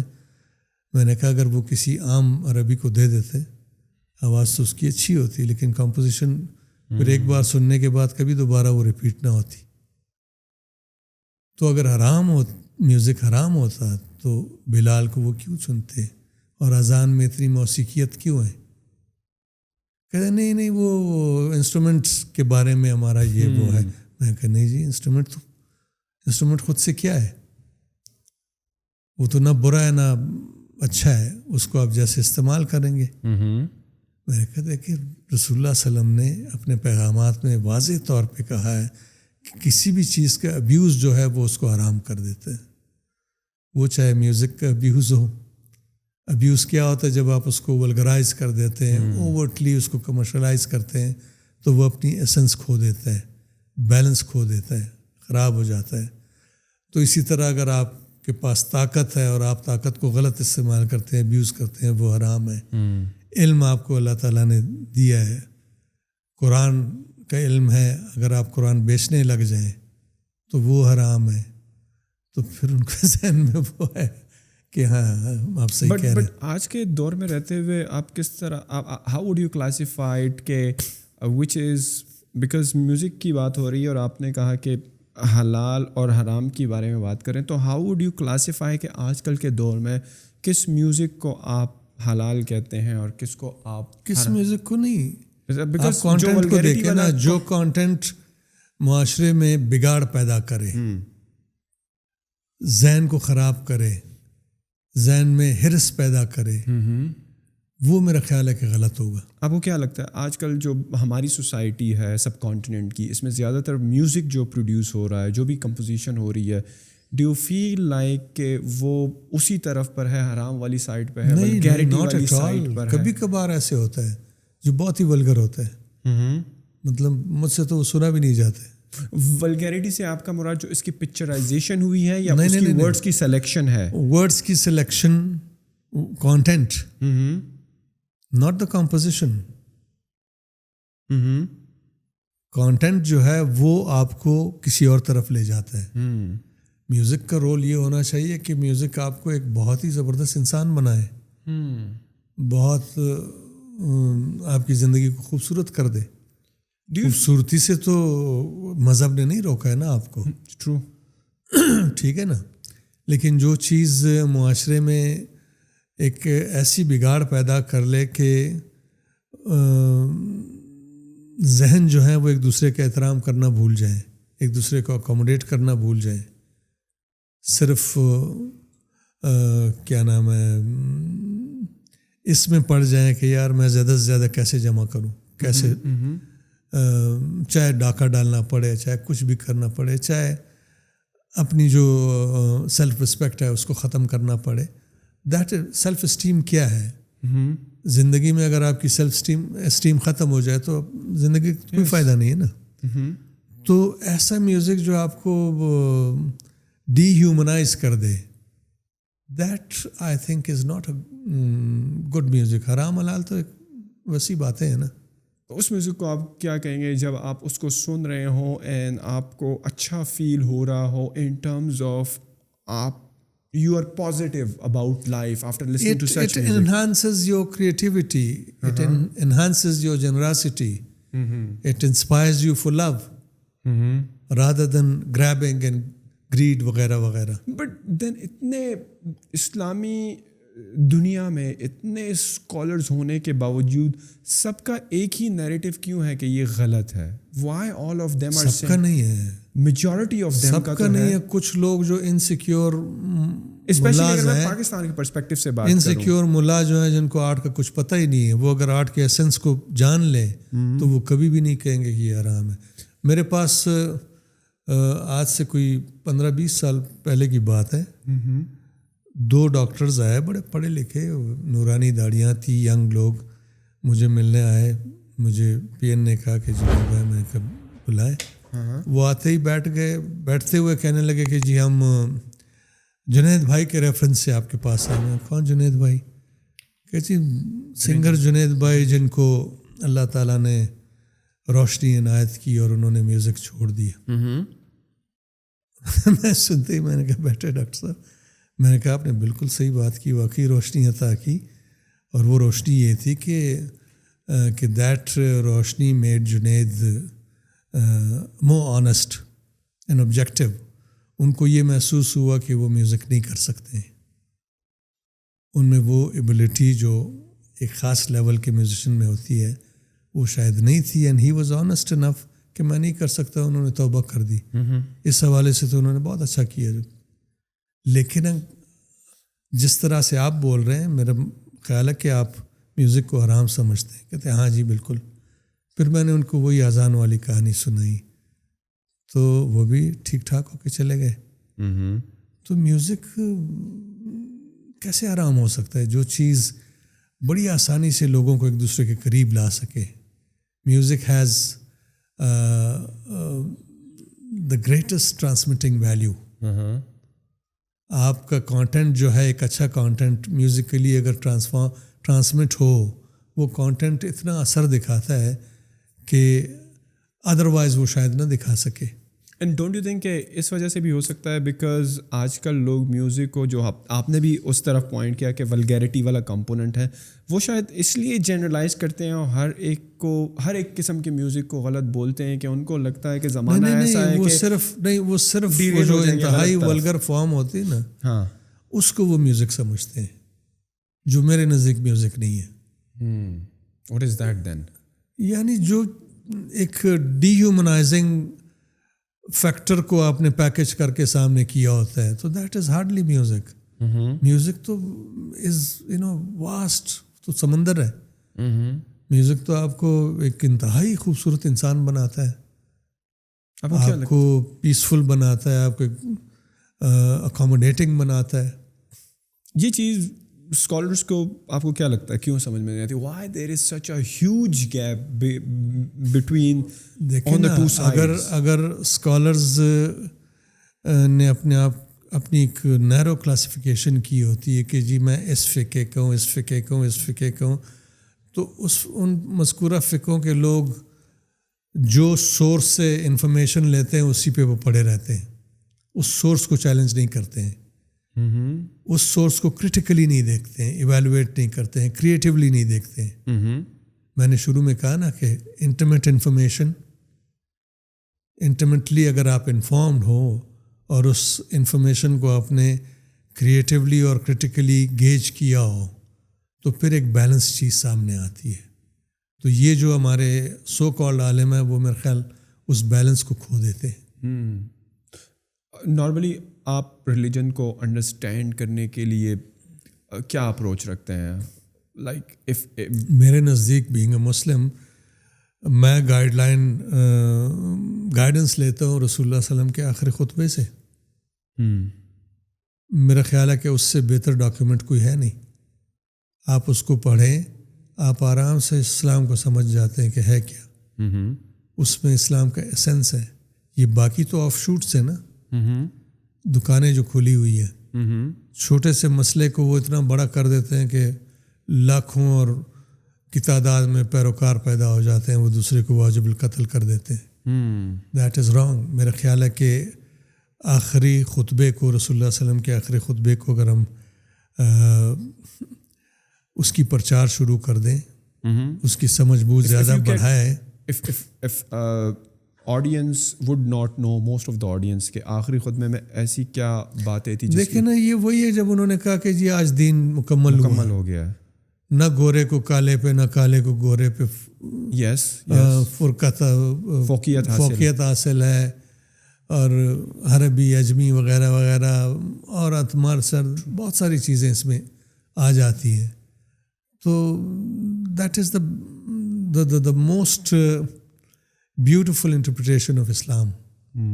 زیادہ اکاموڈیٹنگ, زیادہ لبرل, زیادہ اوپن, زیادہ خوبصورت. میرے لیے اسلام وہ ہے. Got it. آج کل کے آرٹسٹس میں آپ کو کس چیز کی کمی لگتی ہے, جو کہ آپ کے دور میں, جو کہ جس طریقے سے لوگ آرٹ فارم کو لیا کرتے تھے, اس کو پریکٹس کیا کرتے تھے, اس میں گروم ہوتے تھے, آج کل کے آرٹسٹ میں آپ کو کیا کمی لگتی ہے, یا پہلے سے بہتر ہو گیا ہے؟ میں نہیں کہہ سکتا ہوں کمی ہے. آرٹسٹوں میں ہر دور میں ہر طرح کے آرٹسٹ رہے ہیں. لیس انفارم بھی رہے ہیں, ذرا زیادہ فوکس لوگ بھی رہے ہیں, اور زیادہ گہرائی میں جانے والے لوگ بھی رہے. تو ہر طرح کے لوگ ہر دور میں ہوتے رہتے ہیں. مطلب اٹس اے اسٹرگل. میں فتوے نہیں دے سکتا اس بارے میں کہ جی آج کل کے آرٹسٹ یہ ہیں. ہر دور میں اگر کسی نے پروب نہ کیا ہو اپنے آپ کو آنیسٹلی, انٹیمیٹلی انفارم نہ ہو سکا ہو, تو اس میں مسائل رہتے ہوں گے. بات تو اس بیلنس کی ہے نا, کہ آپ بیلنس اسٹرائک کریں. یس. آپ کو نہیں لگتا کہ آج کل, آپ کو کیا لگتا ہے پاکستان جو فلم انڈسٹری ہے, نارملی آپ اس وقت میری آپ سے بات ہو رہی تھی اینڈ آپ بتا رہے تھے کہ جو لوگ آپ کو شو بز سے ایسوسیٹ کرتے ہیں, افیلیٹ کرتے ہیں, وہ آپ کو بہت برا لگتا ہے. شو بز جو ایک بہت ہی مطلب میرے نزدیک ایک بہت ہی ڈیمیننگ وہ ہے ٹرم ہے شو بز. Why? Because it is not showbiz. It is what should we call that? It's a means of communication. چاہے وہ فلم ہو یا تھیٹر ہو یا جو بھی ہو, اٹس آرٹ. اور آرٹ جو ہے وہ پیور انٹرٹینمنٹ نہیں ہوتا ہے. It informs you, it transforms you. ٹھیک ہے, آپ اس سے کما بھی رہے ہوتے ہیں, اس میں خوش بھی رہ رہے ہوتے ہیں, سب کچھ نو ہارم ایٹ آل. لیکن اگر آپ اس کو پیور انٹرٹینمنٹ تک محدود کریں تو then it becomes show biz, because you are showing and it's business. آپ کو کیا لگتا ہے جو باقی آرٹ فارمز ہیں ورسز جو کہ شو بز کی انڈسٹری ہے, ڈو یو تھنک لائک اگر ان کو سیم لیول پہ پروموٹ کیا جائے, which will get the most traction, more eyeballs, میرا یہ خیال ہے کہ سنیما جو ہے, film is the best possible means of communication. اس لیے کہ اس میں اچھی بات یہ ہے کہ موسٹ ایکسیسیبل اور موسٹ افیکٹو مینز ہے انٹرٹینمنٹ کا بھی اور کمیونیکیشن کا بھی. کہ ایک فلم جو ہے ایک بند سنیما ہال میں جو تاریک ہو جاتا ہے, اس میں 200, 250, 300, 400 لوگ, کوئی بھی نمبر بیٹھ کے جب کلیکٹیولی ایک کانٹینٹ کو دیکھتے ہیں جو انفولڈ ہوتا ہے, جو چمکتا ہے آپ کے سامنے, تو وہ کانٹینٹ آپ کو نہ صرف انفارم کر رہا ہوتا ہے بلکہ انٹرٹین کر رہا ہوتا ہے, موٹیویٹ بھی کر رہا ہوتا ہے. انتہائی سستے اس میں, گو کہ سنے پلیکسس کے ٹکٹس تو بہت مہنگے ہیں, لیکن مسئلہ سب سے بڑا یہ ہے نا کہ پاکستان جس کی آبادی میرے نزدیک 23 کروڑ ہے, اگر اس ملک میں 23 کروڑ لوگوں کے لیے کوئی 130, 40 یا 50 اسکرینز ہیں تو پھر فلم نہیں بن سکتی ہے. فلم کبھی جائے پروموٹ ہی نہیں ہو سکتی ہے. جو 130 اس ملک میں کم از کم 3000 سنیما ہاؤسز ہونے چاہیے, اور ان کے 80% جو ہیں ہالز وہ بہت ہی سستے ٹکٹس والے ہوں جس کو عام آدمی افورڈ کر سکے. اب یہ سینیپلیکسز جو ہیں جس کے سستے سے سستا ٹکٹ کیا ہوگا, کوئی میرے خیال میں 700 کا تو ہوگا, 500 700 کا ہوگا. تو اس میں کوئی عام پاکستانی جو ہے وہ اپنی فیملی کو لا کے دیکھ سکتا ہے, وہ سنیما دیکھ سکتا ہے. آپ کیا خیال ہے, جس کی تنخواہ 20,000 سے اوپر نہ ہو, 25,000, میجورٹی تو یہی ہے نا ہمارے.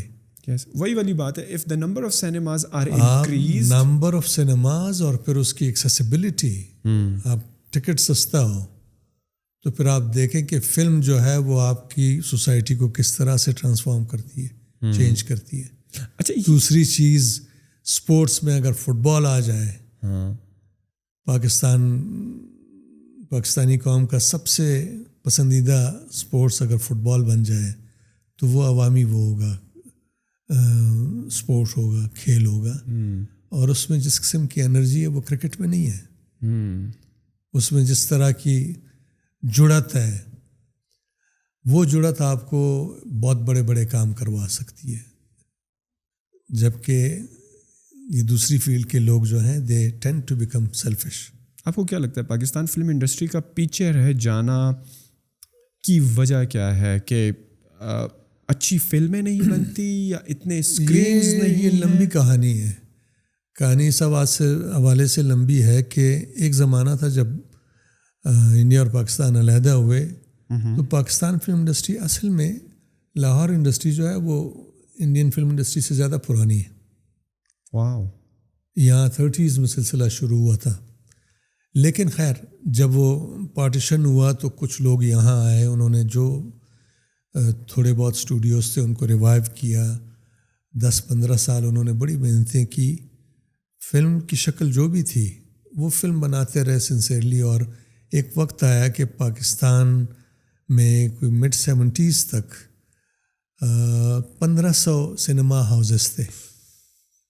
اور اس زمانے میں فیملیز باقاعدہ ہر جمعے کو فلم دیکھنے جاتی تھی یا اور دنوں کو. باقاعدہ لائنیں ہوتی تھی, ٹکٹ پہ لڑائیاں ہوتی تھی. اور ہر فلم جو ہے وہ کوئی 25, 50, 75, 100, 200 ہفتے اچھی اچھی فلمیں بزنس کرتی تھی. واو. لیکن ہوا یہ کہ گورنمنٹ نے اس چیز میں انویسٹ نہیں کیا, اس کو انکریج نہیں کیا, فیسلٹیز نہیں دی. دوسری طرف انڈیا کے ساتھ جو ایک کمپٹیشن تھا, کیونکہ زبان تقریباً ایک طرح کی تھی, وہ کمپٹیشن ٹف ہونے لگا. اس لیے کہ انڈین انڈسٹری جو تھی وہ اپنے ملک کے انکریجنگ ماحول کی وجہ سے گروم کرتی رہی, بہت بڑی ہوتی رہی. ٹیکنیکلی وہ بہت سوفسٹیکیشن کی طرف جانے لگی. ہماری ٹیکنیکلی بالکل آرکیک ہونے لگی. کانٹینٹ وائز پنجابی فلمیں ایک خاص قسم کی شروع ہو گئیں جس میں وہ ولگیرٹی وغیرہ وغیرہ. اسی طرح پشتو فلمیں انتہائی ولگر فلمیں بننا شروع ہو گئی. لوگوں نے انٹرسٹ لوز کیا کانٹینٹ کی وجہ سے, بجائے اس کے کہ یہ لوگ اچھی فلمیں بناتے اور اپنی کہانیوں کی طرف توجہ دیتے. اس لیے کہ کسی بھی فلم کے لیے کامیاب ہونے کے لیے بہت ضروری ہے کہ ایک تو فلم اوریجنل ہو, اوتھینٹک ہو, ریلیونٹ ہو. انہوں نے فلمیں وہ بنانی جاری رکھی جو انڈین انداز کی فلمیں تھی, یعنی جو کہ ان کے ویلیوز کے حساب سے. بامبے انڈسٹری میں جس قسم کا فارمولا تھا نا, اسی کو کنٹینیو رکھا اور مقابلہ ان کے ساتھ تھا جو آگے بڑھتے جا رہے تھے. یعنی انڈین فلم کا ایک گانا جو ہے کسی اچھی فلم کا, اس کی اگر آپ اس کے بجٹ میں پاکستان کی کم از کم 4-5 فلمیں بن سکتی اور آپ ان فلموں کے ساتھ مقابلہ کر رہے تھے. ناممکن تھا. VCR وغیرہ آیا, لوگوں نے انڈین فلمیں دیکھنی شروع کی, یہ فلمیں بیکار لگنے لگی, جانا چھوڑ دیا. پھر ضیاء الحق آیا, اس نے بیڑا غرق کر دیا, سنیماز ٹوٹنے لگے. 1500 سے ہم آئے کوئی 40-50 سنیماز میں. جب مشرف آیا تو اس وقت 40-50 سنیماز رہ گئے تھے اور پاکستانی فلم بن ہی نہیں رہی تھی. انڈین فلم انہوں نے بند کر دی تھی, نہیں دکھا رہے تھے. اس زمانے میں I was part of it. ہم نے میٹنگز کی انفارمیشن منسٹری وغیرہ, کلچر منسٹری میں. اور ہم نے کسی طرح سے ان کو کنونس کیا کہ انڈین فلمیں الاؤ کی جائیں. انڈین فلمیں الاؤ ہوئی تو سنیماز دوبارہ سے ذرا آباد ہونے لگے. اس دوران کچھ فلمیں بنی جو قدرے بہتر تھی, لیکن جب تک آپ کے پاس سنیماز بڑی تعداد میں نہ ہوں آپ کا کانٹینٹ کبھی سسٹینیبل ہو نہیں سکتا ہے, فیزیبل نہیں ہو سکتا ہے. مثلاً آپ نے فرض کریں کہ آپ نے جیسے یہ فلم نہیں بنی آج کل جو دکھا رہے ہیں The Legends of Mola Jatt. Legend of مولا جٹ پہ 70 کروڑ روپے خرچ ہوئے. 70 کروڑ روپے کیا پاکستان کی مارکیٹ سے آپ نکال سکتے ہیں؟ بٹ انہوں نے بہت اچھا بزنس کیا. دے آر گوئنگ باہر کیا ہے نا, یس باہر کیا ہے, باہر انٹرنیشنلی کیا. ٹھیک ہے نا, لیکن پھر بھی ابھی تک وہ اپنا وہ نہیں کر سکے ہیں. یہ تو ریونیو 70 کروڑ یہ ریونیو جو یہ کہہ رہے ہیں کہ 100 کروڑ وغیرہ, یہ ریونیو جب ڈسٹریبیوٹ ہوگا تو پروڈیوسر کو کوئی 20 کروڑ بھی نہیں ملے. پروفٹ کی طرف بات آئے گی تو 20 کروڑ نیٹ پروفٹ تو چھوڑیں, اس کی جو اصل وہ ہے نا انویسٹڈ اماؤنٹ, اس کا 30-40% بھی ان کو نہیں ملے گا. Then why they did it? پھر بھی کیوں؟ پیشن ہے, ٹھیک ہے, اچھی ایک فلم بنائی جو اچھی بات ہے, لیکن ایسی فلموں کے لیے یہ ضروری ہے کہ بہت سارے سنیما ہاؤسز ہو, کم از کم 3000 سنیما ہاؤسز ہو, تو پھر یہ فلم 1 ارب بھی کما کے دے سکتی ہے, کیونکہ ظاہر ہے باقی فلموں کی نسبت تو یہ اچھی ہوگی. جب اتنا پیسہ خرچہ ہے تو پروڈکشن ویلیو بھی اس میں ہوگی, اس میں ایک سلیک سی فلم بنی ہوگی, اسپیشل افیکٹس اچھے ہوں گے, سیٹس اچھے ہوں گے, بہت کچھ اچھا ہوگا. نیریٹو چاہے اچھا ہو یا نہ ہو, وہ بھی چیزیں بھی مسمرائز کر دیتی ہے نا. لیکن 130 یا 40 سنیما ہاؤسز میں آپ کی پہلی پرائیورٹی جو ہے سنیما اونرز کی, دیٹ از ہالی ووڈ. ٹھیک ہے نا, اس کے بعد کوئی ایسی چیز جو ان کے لیے زیادہ پیسے کما سکے, پھر مولا جٹ کو لگائیں گے وہ. تو مولا جٹ بیچاری کوئی 3-4 کروڑ سے اوپر تو کما ہی نہیں سکے گی پاکستان سے, پاسبل ہی نہیں ہے. اور مزے کی بات یہ ہے فلمیں کیسے بنیں گی, مزے کی بات یہ ہے کہ آپ جو جتنے سنیماز کی بات کریں سینیپیکس والے پہ تو وہ لگی بھی نہیں ہے. نہیں لگی ہے نا, کیوں نہیں لگی ہے؟ اس لیے کہ وہاں پہلے کوئی اور فلم لگی تھی جو بزنس کر رہی تھی, اور یہ لوگ چاہ رہے تھے کہ ٹکٹ کام کرے, وہ نہیں کرنا چاہ رہے تھے. اب ان کو یہ کرنا چاہیے تھا کہ اگر 70 کروڑ روپے یہ انویسٹ کر سکتے ہیں تو ان سنیماز کے سارے شوز لے لیتے, خرید لیتے, ان کو زیادہ سستی پڑتی, سستے پڑتے. پتہ نہیں کیوں یہ نہیں کیا. بہرحال باٹم لائن کہ جب تک بزنس وہ جو ہے ایگزیبیشن سینٹر زیادہ نہیں ہوں گے, فلمیں زیادہ نہیں بنیں گی, اس لیے کہ فلم کما نہیں سکے گی.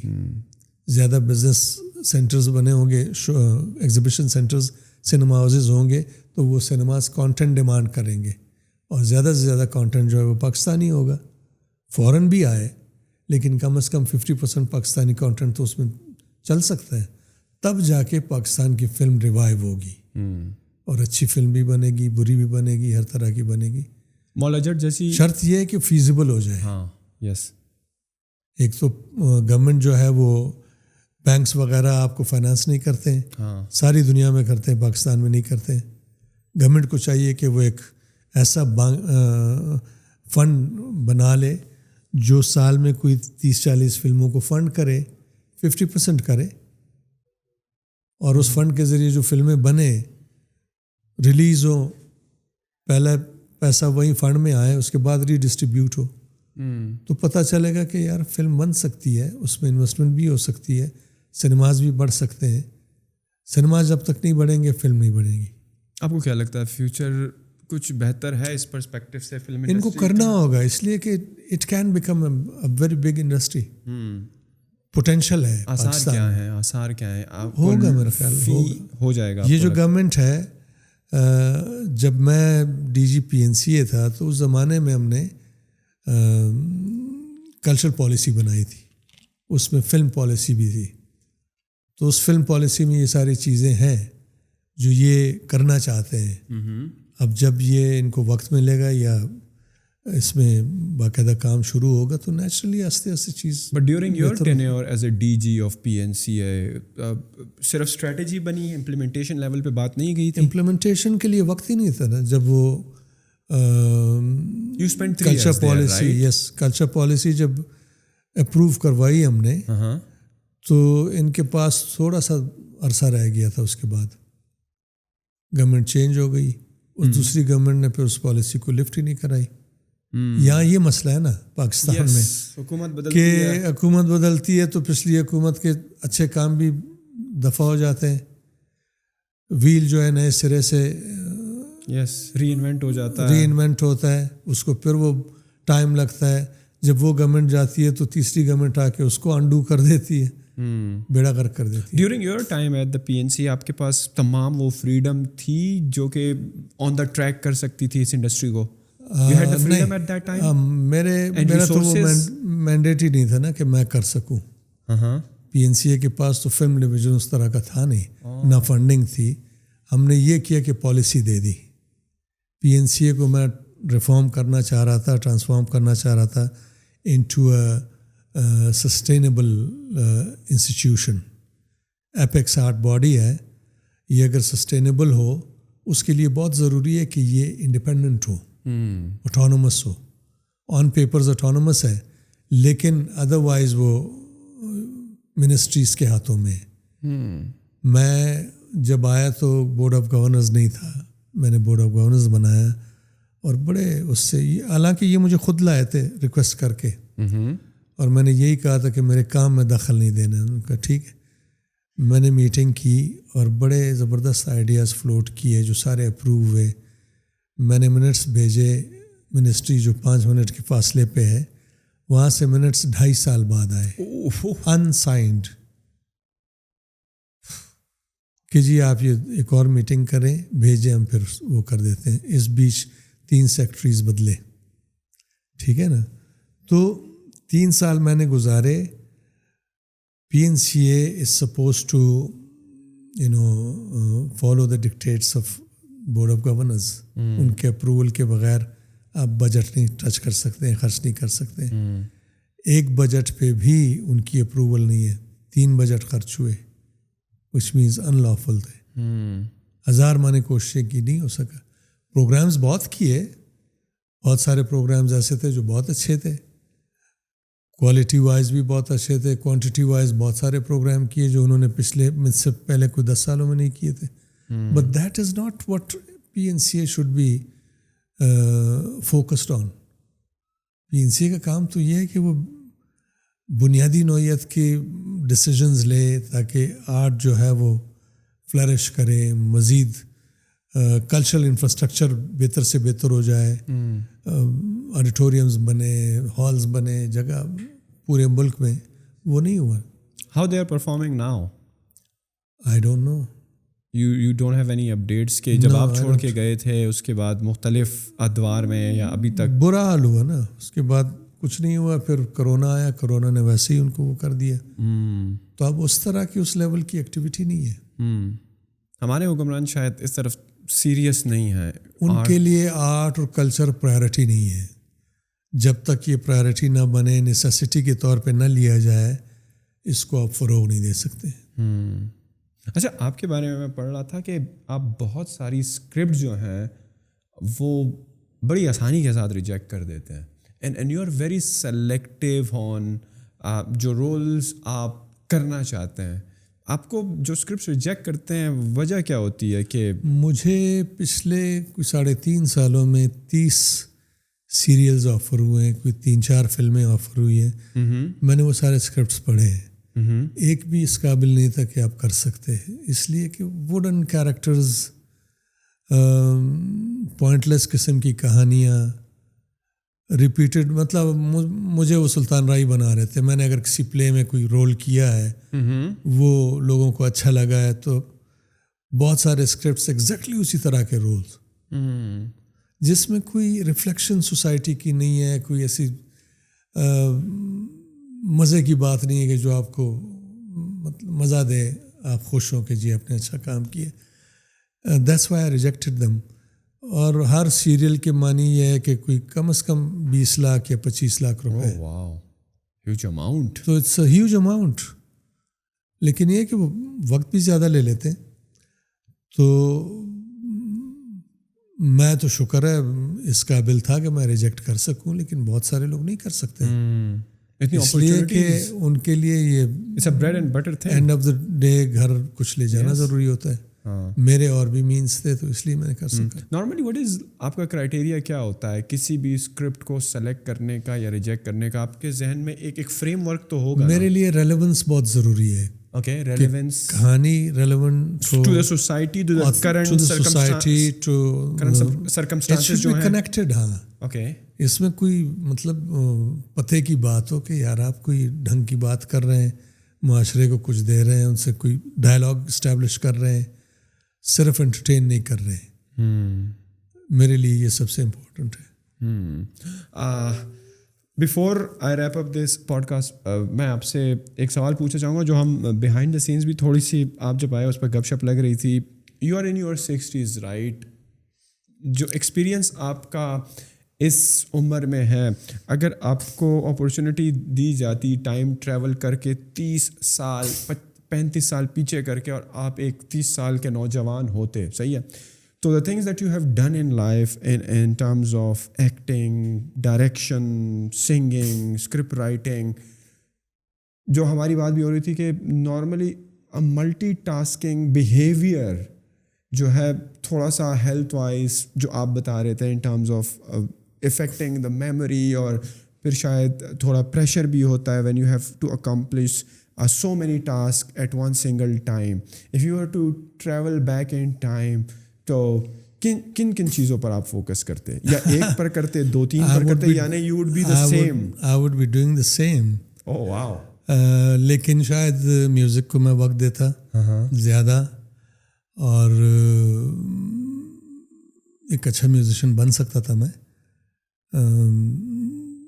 کمپوزر خاص طور پہ, ناٹ سنگر, ٹھیک ٹھاک بن سکتا تھا. دوسرا یہ کہ آئی ہیڈ ایکسلنٹ اپرچونیٹیز ہالی ووڈ, یو کے. میں نے جب ٹی وی میں ایک ہی پلے کیا تھا, اس کے بعد مجھے ٹریفک سیریز ملی, I was the protagonist from this part of the world. اس کے بعد وہ مجھے یہ کہتے تھے کہ you are the next Umar Sharif. تو وہ بیکاز آف مسٹاش وغیرہ, یا تھوڑا سا شاید. بعد میں فلم K2 میں نے فلم کی, اور میرے لیے بڑی اوپننگس تھی ہالی ووڈ میں بھی اور یو کے میں بھی. بہت ساری اور فلمیں آفر ہوئی. کچھ فلمیں میں نے اس لیے نہیں کی کہ وہ ایڈیولوجیکلی میرے اس کے خلاف تھی, سوچ کے کہ میں مطلب ایک ٹیررسٹ ہوں, پشتون ہوں, یہ وہ. I don't want to do that. ایک فلم جو بڑی اچھی فلم تھی وہ مجھے ملی, حنیف قریشی کی کتاب تھی بدا آف سواربیا.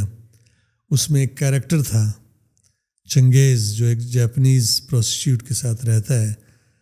تو اس کیریکٹر اور جاپنیز پروسٹیٹیوٹ کے گرافک سینز تھے, سیکس سینز. مجھے بڑا اچھا لگا کیریکٹر, لیکن میں نے سوچا کہ اگر میں نے یہ کر لیا will I be able to go back to Quetta? تو جواب آیا کہ نہیں. میں نے اپنی ایجنٹ کو انکار کر دیا, تو وہ سر پیٹنے لگی, کہتی mister Shah what's wrong with you? Any Indian actor would sell his mother for that part. میں کہا I can't. جین ڈائمنڈ نام تھا اس کا, جو نیل ڈائمنڈ سنگر جو بڑا مشہور گزرا ہے نا, اس کی کزن تھی. تو میں نے پھر اس کو سمجھایا کہ میں I come from an area which is pretty tribal, اور پھر میری فیملی ایسی ہے کہ اگر میں نے یہ رول کیا جو مجھے بہت پسند ہے, تو نہ صرف یہ کہ میرے لیے وہ ایک بلیمش ہوگا, بلکہ میری پوری فیملی کے لیے. تو میں یہ افورڈ نہیں کر سکتا ہوں, یہ میری لمیٹیشنز ہیں. تو پھر وہ چیز ریجیکٹ کرنی پڑی. بسائز that I had promised some one کہ جی میں ادھر آ کے کچھ شروع کروں گا. تو I had to forgo that career. ان کو میں صرف ان کو یہ کہا کہ جی جب بھی کوئی ایسی چیز ہو تو لیٹ می نو, میں آ جاؤں گا. تو اب جب تک آپ انڈسٹری کے اندر نہ ہوں, آپ کو وہ مواقع نہیں ملتے. 2-3 ملے جو اگین سم ریزنز میں نہیں کر سکا. یہ پھر انڈیا کے 2 میں نے ریجیکٹ کیے اسی طرح سے. بعض اوقات آپ کی لمیٹیشنز جو ہیں وہ because you are a cultural product تو آپ اس کے بیانڈ جا نہیں سکتے ہیں. ناٹ بیکاز آپ میں ایبلٹی یہ نہیں ہوتی کہ آپ یہ کریں. مطلب میرا ذہن تو بڑا اوپن ہے لیکن میرے ساتھ ایک پورا کلین ہے, پوری فیملی ہے جن کو میری وجہ سے امبیرس ہونا پڑے.